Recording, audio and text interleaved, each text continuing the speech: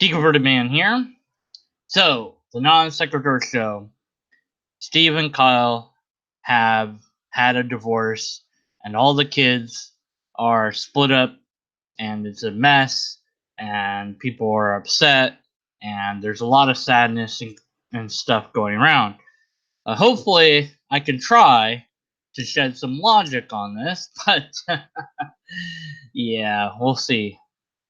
So, here's what I don't think are the disputed uh, ideas in question. Because I have heard both Steve and Kyle say that there was at some point an agreement to a 50-50 split of all revenue from the non sequitur show. Now, there is, it seems, a disagreement that Kyle has put forth that this was meant to be in perpetuity.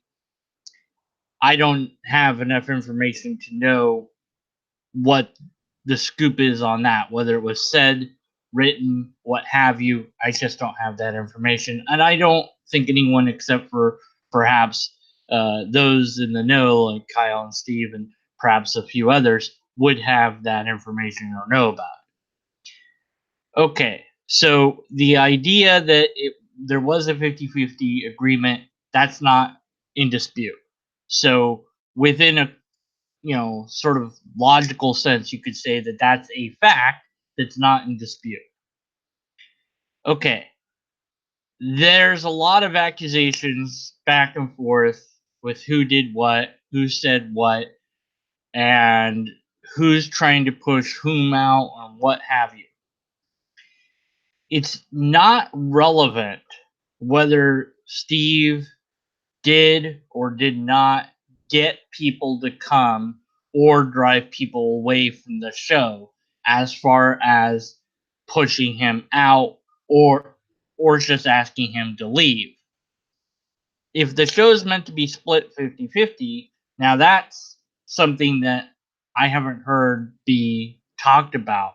It's primarily been focused on the financials. It doesn't really make sense why you would put somebody out if they were going to get 50% of all revenue. But okay, if that's how that goes, so be it. I'm not sure why you wouldn't just buy them out. That would seem like the right thing to do from my perspective. But again, these are sort of things that you can only speculate on that might involve a lot of feelings rather than uh, some facts might be involved. Another thing not in dispute is that Kyle produced a lot of the artwork and music and other things for the show. Well, be that as it may, the agreement is what the agreement is. So if I and somebody else enter an agreement and say, look, whatever happens with this business endeavor, we're going to split it 50-50. And then I go on vacation and come back in a year and be like, hey, where's my profit? Whether you like it or not, you still owe me the 50% because that's what we agreed to. Nowhere in the contract did it say I had to work, so give me my money. So you got to have an airtight contract in order to know where everybody stands. It's just for the best of everyone involved that you have that. Now, I don't know, again, the background scene stuff, and nobody does. So this might have been a case where two people were trusting of each other and had the best of intentions going in. That being the that doesn't really change that you always should get everything in writing. Even if it's your most trusted friend in the world, it's just better for everyone that everything's in writing, just in case. That way, if something goes wrong, both of you know what to do because you've got it. Here's the rules we agreed on, and that should resolve a lot of potential arguments that you might otherwise have. It doesn't matter if Steve has or has not paid income tax or any other tax. That's irrelevant. That's between him and the government. And so any money that he's owed would be like, here's your money. And then the government would be like, thanks, we'll take that. It's just not relevant to the situation. It does not matter. All that matters is the agreement. Now, whether that can be enforced or not, it's beyond my knowledge level. That's legal stuff. That will be settled, I suppose, in the court of law.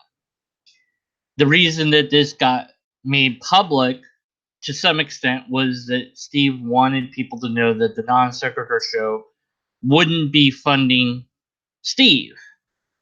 And Kyle said, at least up until the point of that particular show, where he and others were talking about the situation of the non sequitur show and Steve leaving, and then they also talked about issues going on with gay politics and such. Not that the politics are gay, but politics about homosexual gay people and whatnot, which really baffled me. I didn't understand why you would have that as a single show rather than two separate shows, but okay, that's how they did that.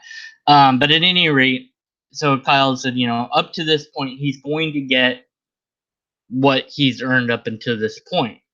Okay, so that sounds like an agreement from Kyle that Steve's going to get 50% of all the income that the non sequitur show has accumulated up until that particular show. At least that's how I would interpret it, but I'm not a lawyer or a judge or a jury. I don't know that a jury would be involved in a case like that, but again, you could say that it's a fact that's not in dispute and lends credence to the idea that there was a 50-50 agreement, and that's how that should be handled. As far as who gets the channel, that's way beyond me. I have no idea there. That would definitely be for the courts to figure that out. Is it? I think that the other part of this is the morality of people's actions, and I think that's really what the drama, quote unquote, is about.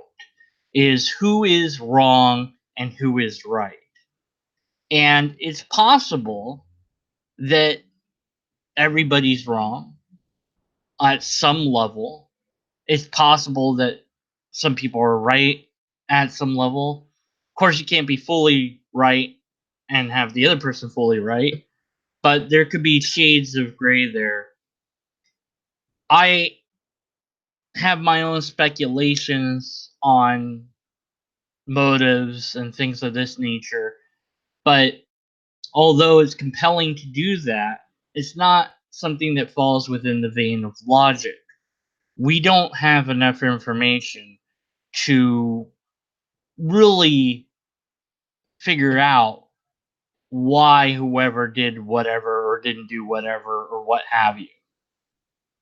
It's like, well, these people have been accused of pushing out Steve, or this, Kyle did this or said that or what have you, and that might be true. It might not be. There might be hints of it, but all we can really know is the agreed upon facts that both parties have openly agreed to. Whether or not Steve will get that money soon, or it was mentioned in one hangout that Kyle said it will be through his lawyer, which I mean, I guess it's basically, I don't want to deal with you anymore. I'm gonna just have my lawyer deal with you.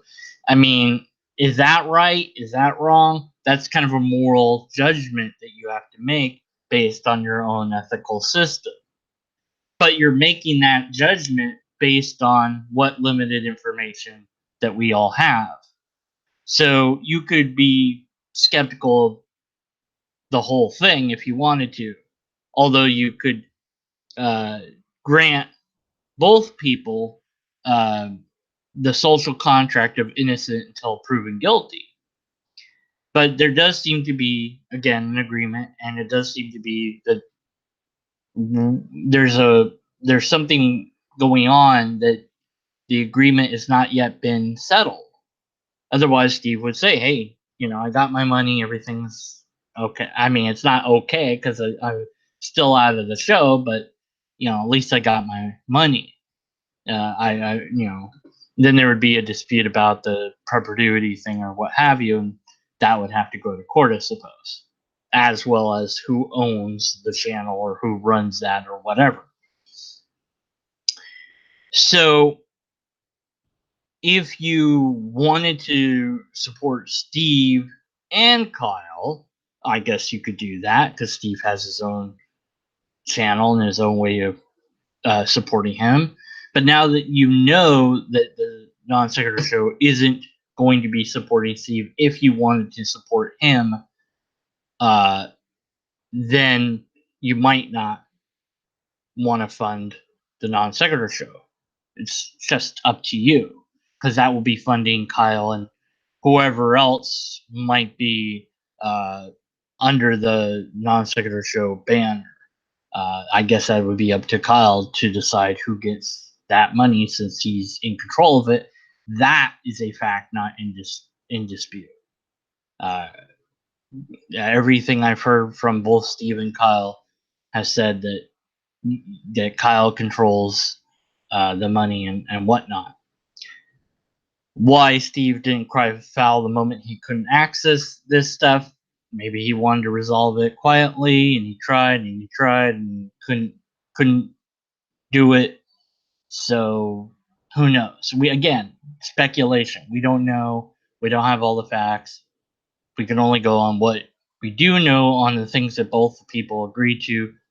That's what we know for sure. Everything else we don't know for sure. I think that it's a shame, but these things do happen from time to time. Uh, People, can get all sorts of feelings about uh, rights and property and money. And when you're dealing with money, there's always a temptation to run away with it, even if you're the best of people. Speaking from my own personal experience, um, I had a job working at a gas station briefly, and I had a rent due very soon. It was like $600 rent. It was a terrible rent, and somebody came in to pay a bill, and it was exactly the amount. It wasn't just $600. It was like 500 and some odd, but I'm rounding it up. At any rate, it was exactly what I needed to pay my rent.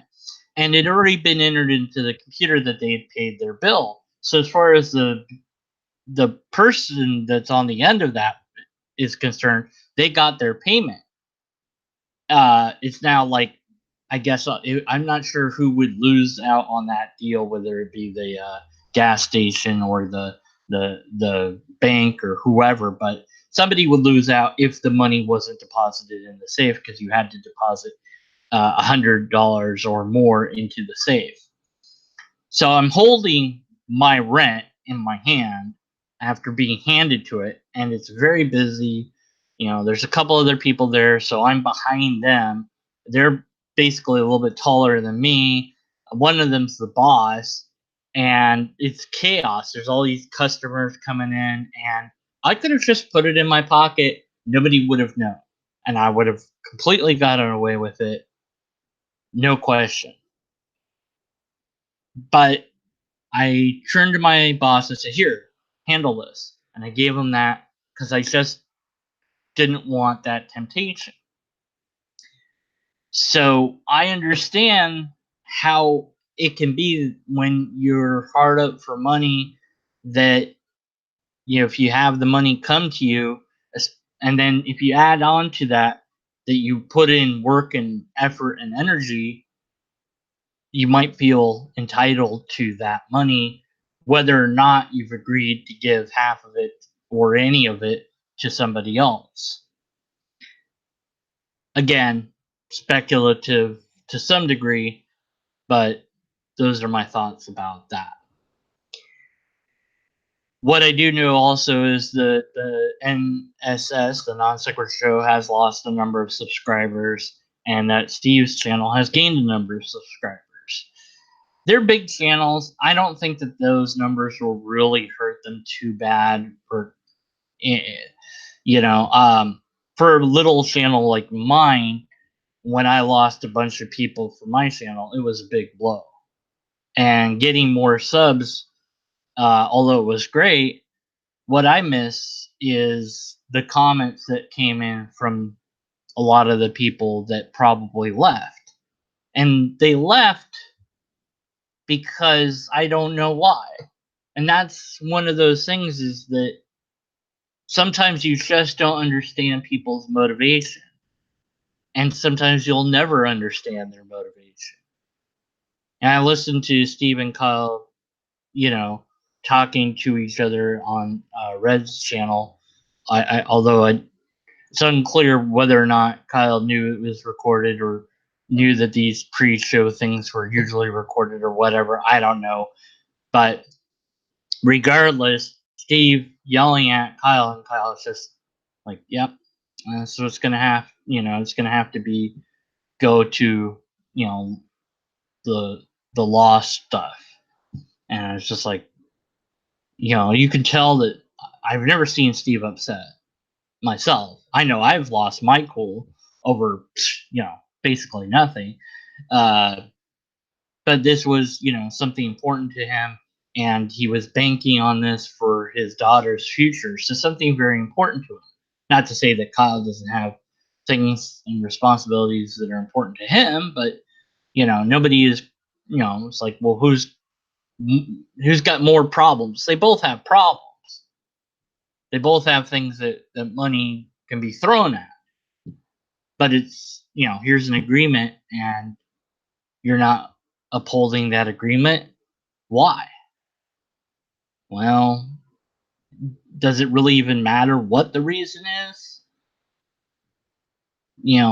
That feeling, I'm sure, is one of betrayal and anger and sadness and confusion, and just utter disbelief, because somebody that you know and that you've worked with and you care about is now turned against you, and you don't know why. And even if they tell you why, it doesn't even really, again, necessarily matter, because the hurt's still there. So it's like, even if you get an explanation, it doesn't really help. And that's when we usually get into uh, erratic dialogue with each other, where we're hurling out insults to try to knock each other down verbally, because all else has failed. Logic has failed us, so we just go on the attack verbally. And it's sad when that happens, because that won't resolve anything. And we have the court of law, so that people that have disagreements can go and get those disagreements resolved by a impartial party. It's not a perfect system. It's pretty good. It could be better. Sometimes it works, sometimes it doesn't. Most of the time it works, hopefully. But that's the ideal of it. And the finickiness of law is something that you could say is way too overly complicated, or you could say it's not complicated enough, depending on how you view that.